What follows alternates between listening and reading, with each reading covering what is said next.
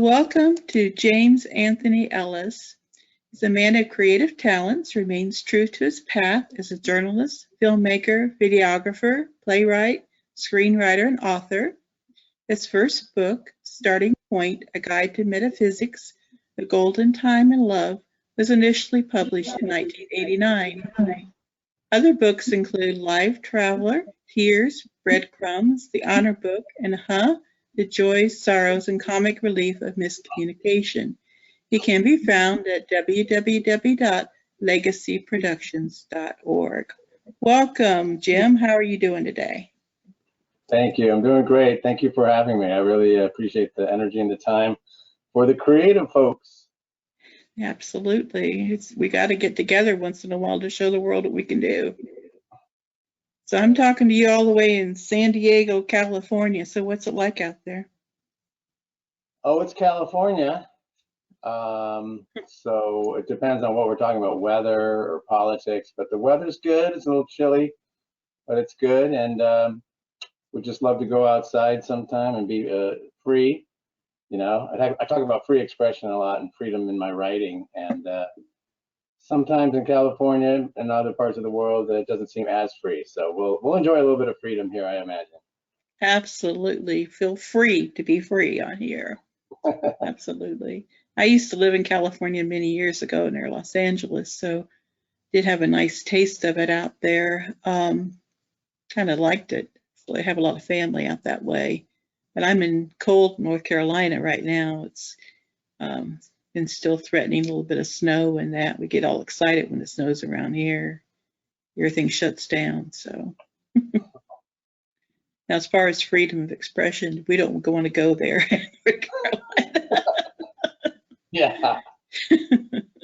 We'll get censored. No, just kidding. Absolutely. So you've been working on this book, Breadcrumbs, is that right? So how did that come about? Well, that's interesting. Breadcrumbs, it's a collection of poems that I've written since I was 10, actually. The very first poem in there is a poem I wrote when I was 10. Talking about time, and it's called The Clock on My Wall. So I realized, a little bit after 10, a bit about maybe in my 40s, I realized I've got a lot of poetry here. I've written other types of books about metaphysics, honor, emotional intelligence. I've written other types of books, but I never collected all of my poems together. And I thought, let me just do that for the ones that I had. And so by 2012, I gathered about 100 or so of my favorite ones, and I put them in breadcrumbs. And it's just the idea is, breadcrumbs leading you home, like that story, Hansel and Gretel, leaving breadcrumbs behind so you could find your way home.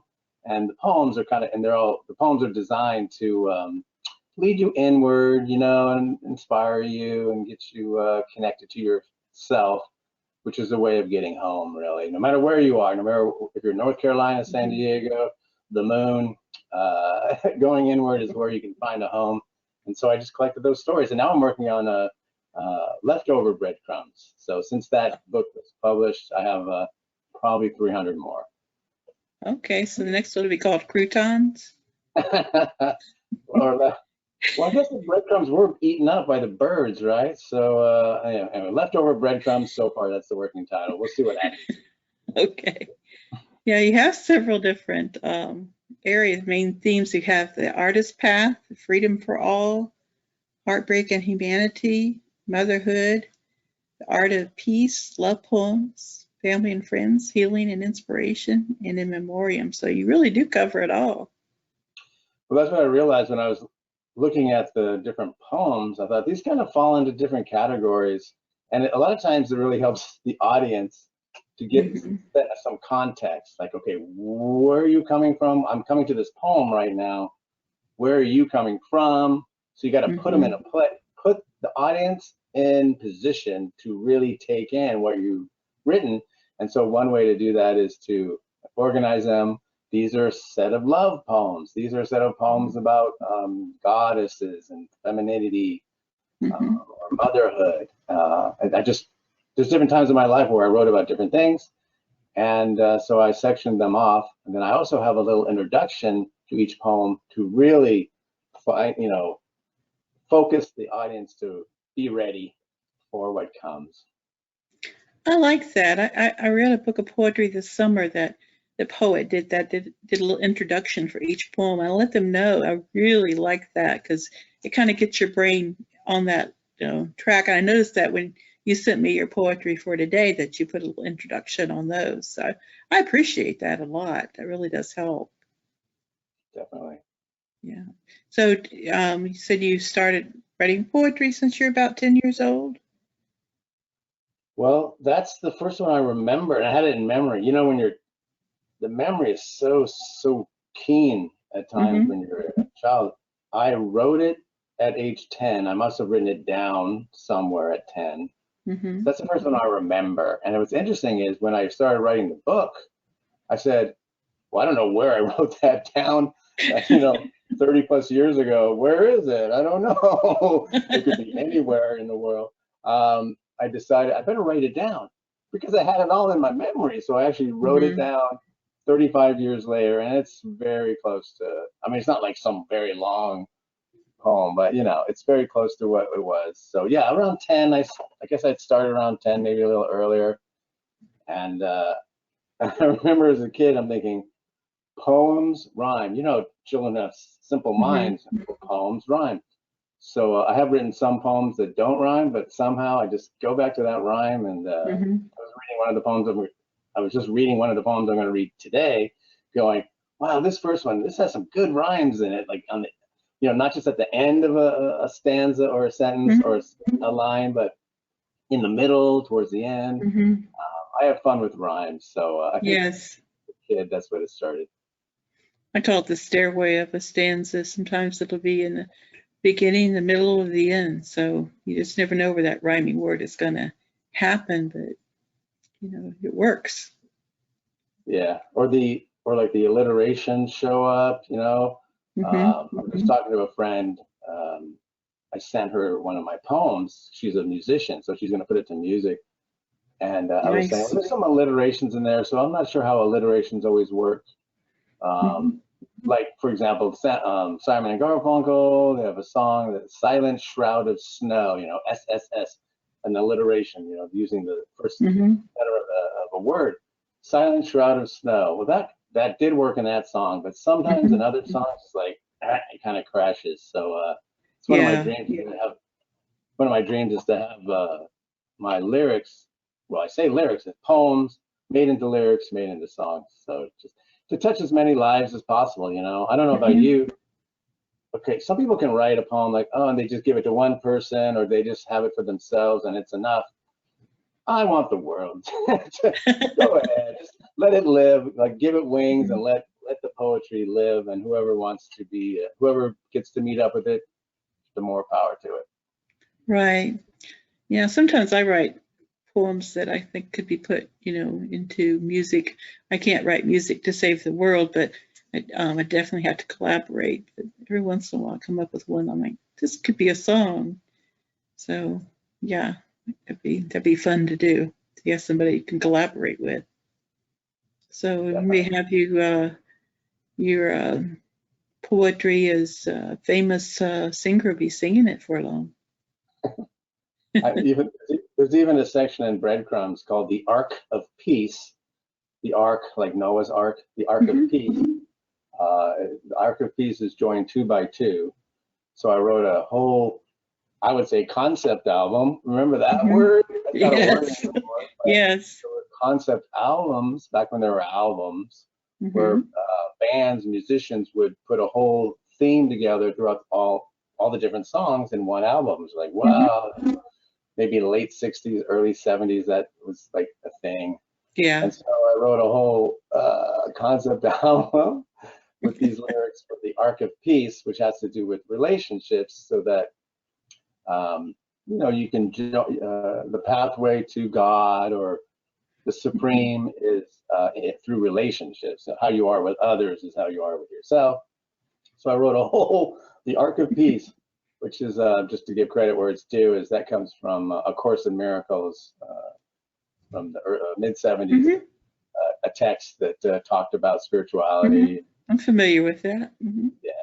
So yeah, we'll see. You know, it's interesting as a writer. You know, this you don't know. You know, you give birth to these things, and that's your job, I guess. You know, and sometimes you get to read them, like here, which I'm grateful for, and sometimes you just send them out to the universe.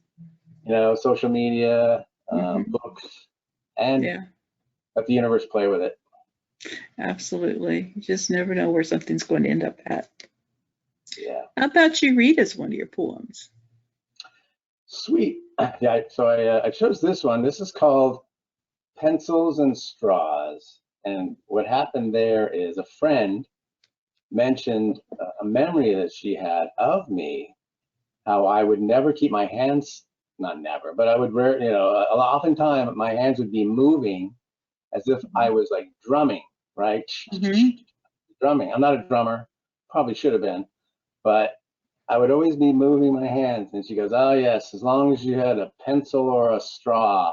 And I went, pencil and straw, because I don't know about you as a poet, but when I hear a certain phrase, it's like the whole poem is already written. It's like Yep. pencils and straws.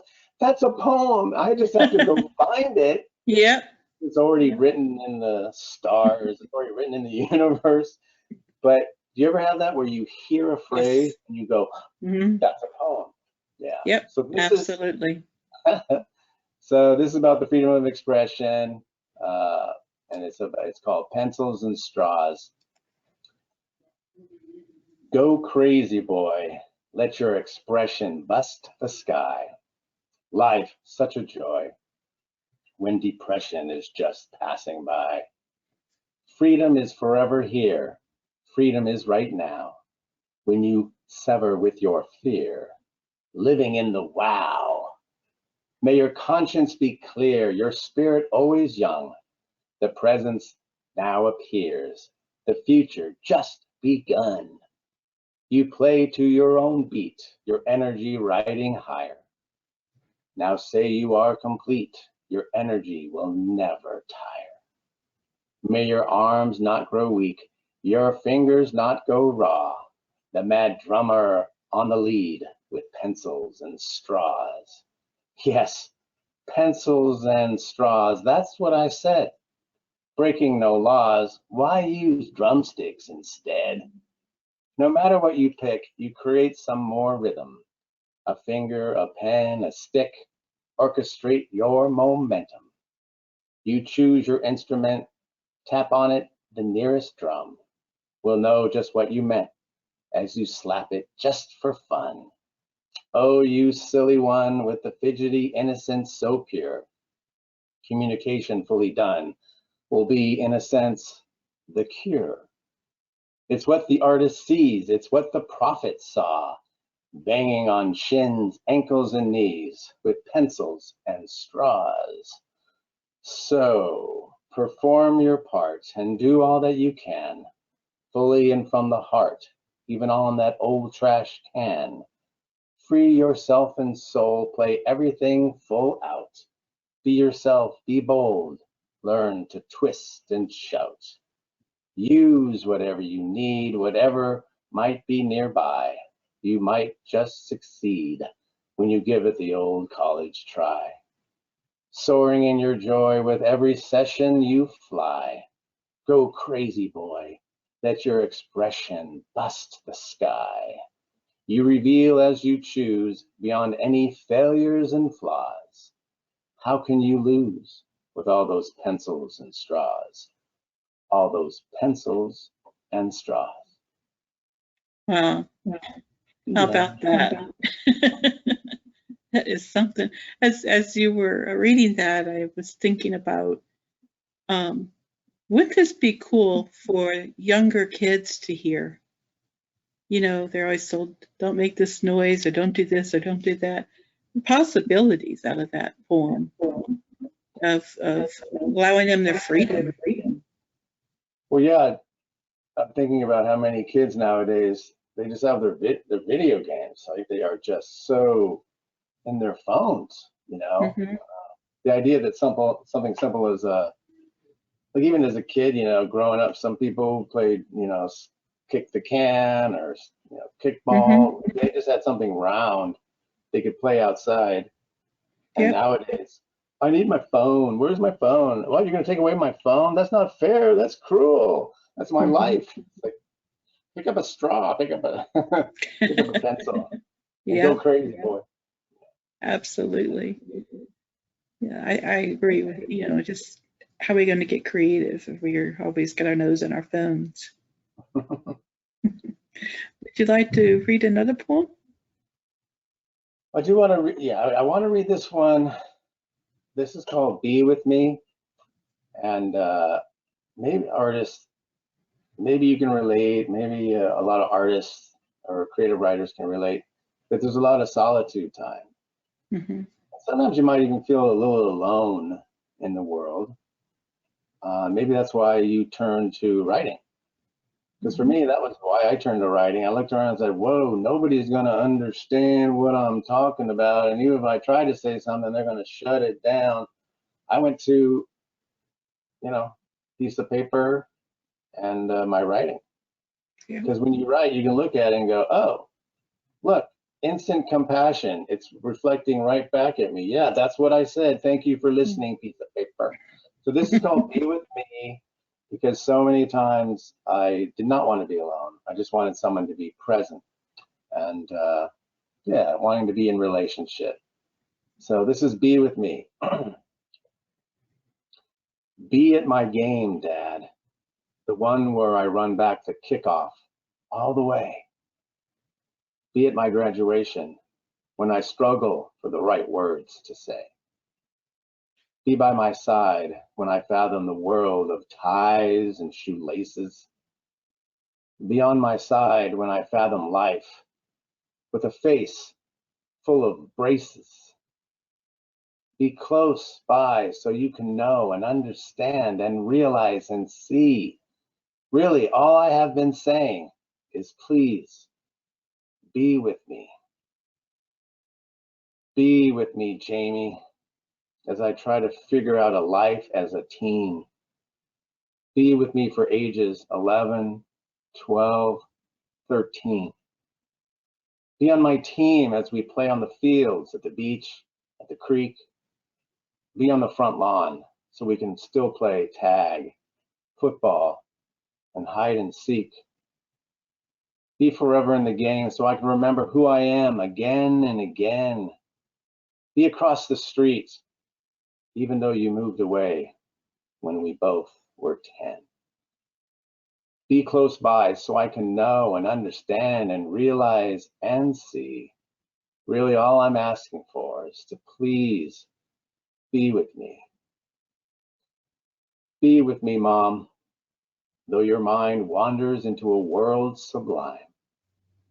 Be with a lasting memory, one that goes beyond space and time. Be in my presence, though you don't recall my face and my name. Be in that joyful place, simply so happy just that I came. Be in the timeless haven where we know, understand, realize, and see. Really, all I want right now is for you to please be with me. Be with me, my friend, though we disagree, argue, and fight. Be with open mind and open heart, and no reason to be right. Be on the phone, at the bridge, standing right there on common ground. Be a reflection of searching soul, looking homeward bound. Be like a father who would be cheering from the sideline. Be like a mother who recalls a boy with words so kind.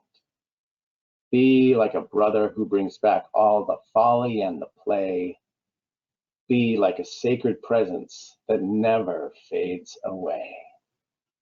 Be close by so we can know and understand and realize and yes, see. Really, all I have been wanting, all I have been saying is please be with me. Be with me.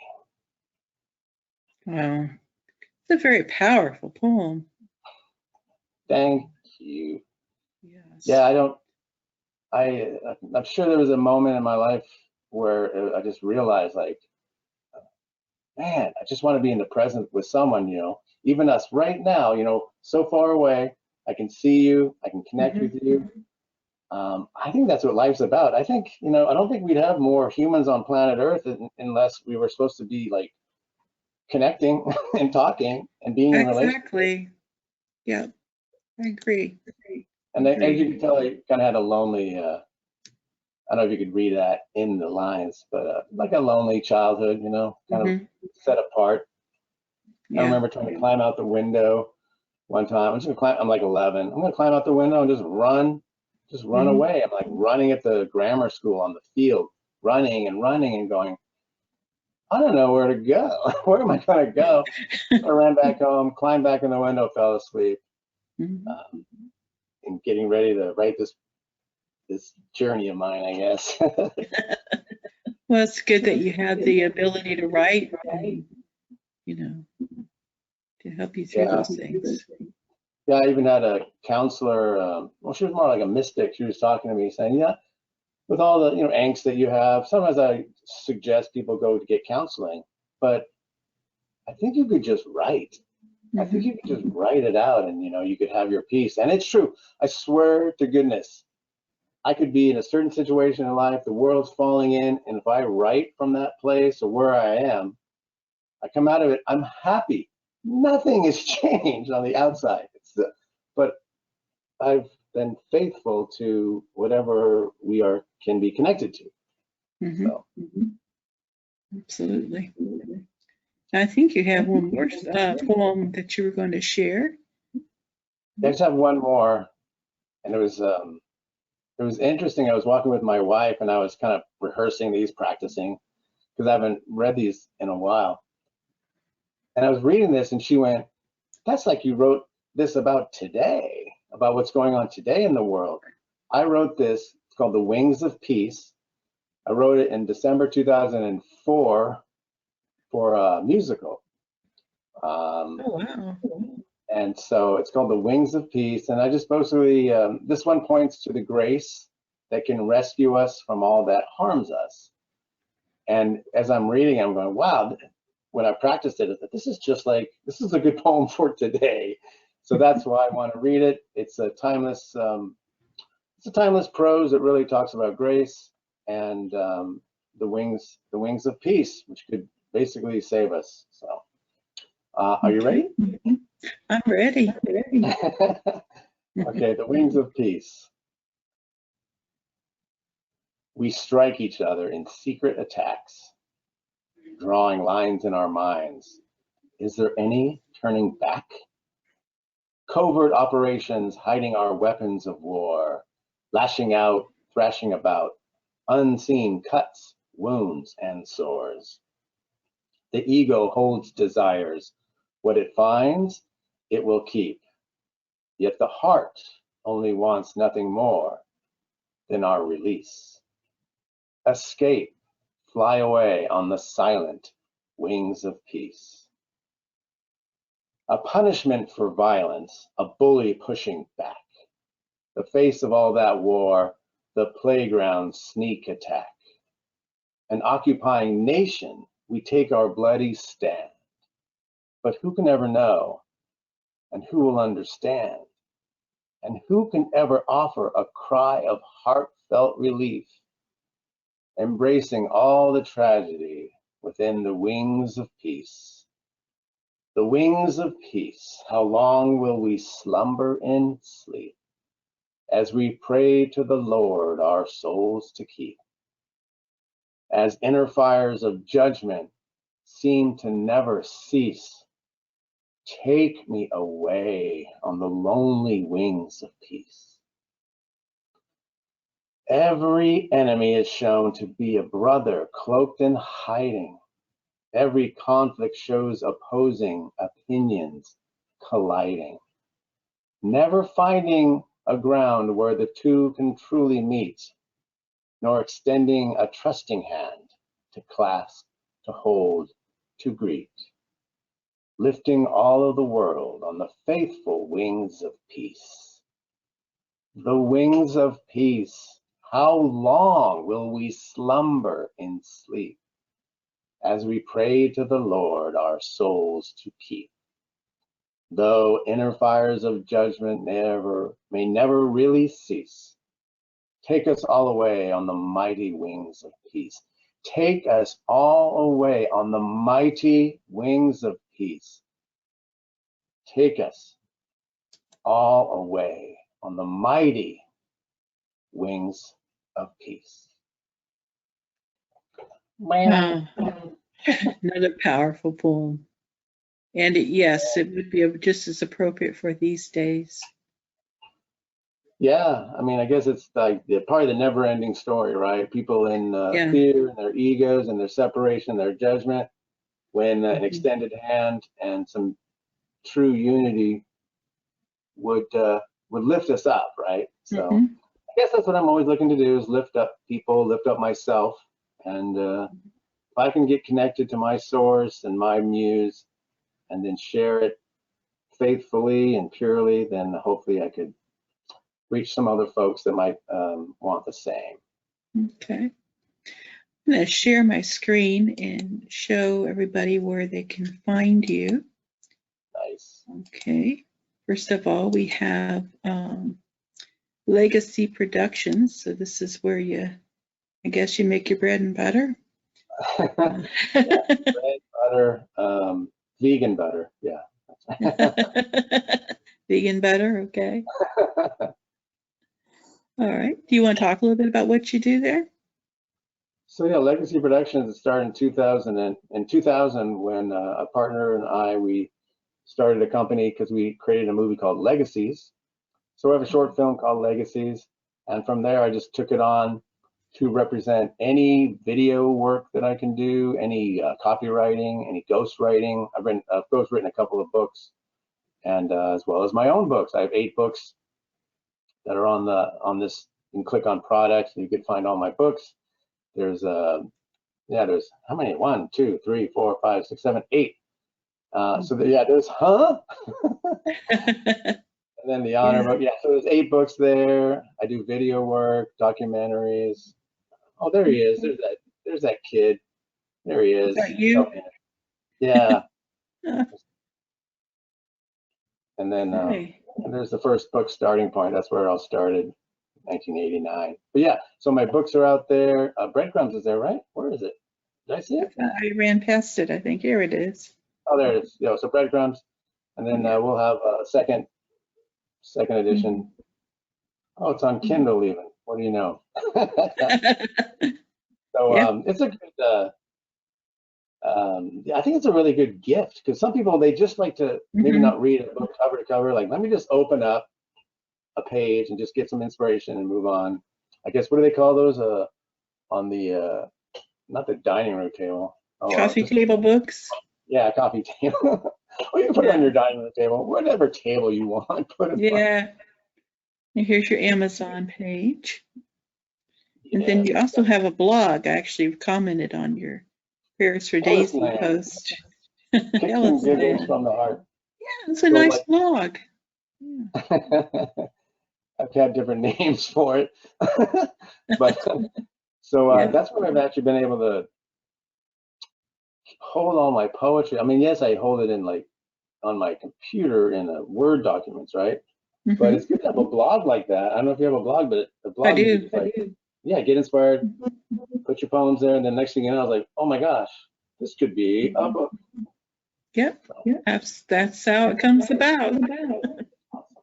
So, well, Jim, is there anything that I haven't asked you that you'd like to share? Well, number one, I'm just so grateful to be able to, represent I want to say 2 things. I want to represent my muse, but also represent my boy, like the boy I am, innocence expression that I have to share. There's a lot, I'm not like Mr. Perfect. It's not like I don't judge and fall, things like that. But there's a purity that comes through when I write, and I just trust that there's a purity and innocence in every single human.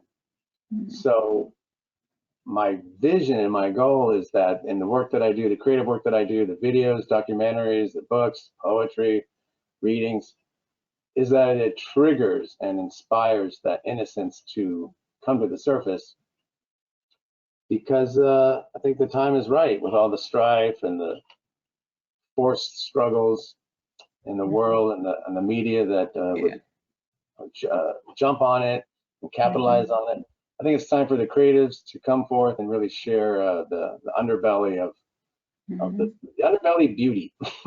Absolutely. I know with all of that's been going on in the world, a lot of times I just unplug from everything and get a book of poetry to either read it or sit down and start writing, because to me that's a good way to clear my head. Yeah. Oh yeah, definitely. Yeah, unplug and then plug into what you know to be true for you. That's awesome. Yeah. And I just really appreciate this space. So I really, Elisa, I really thank you for offering this space for me and all the other artists. Oh, well, I appreciate you coming on and finding out there are a lot of people out there that want to be heard. I'm glad to offer the opportunity. Awesome. Well, thank you so much for coming on, and I want you to have a wonderful rest of your day, and I'll be following you to see how you're doing. Thank you. Thank you.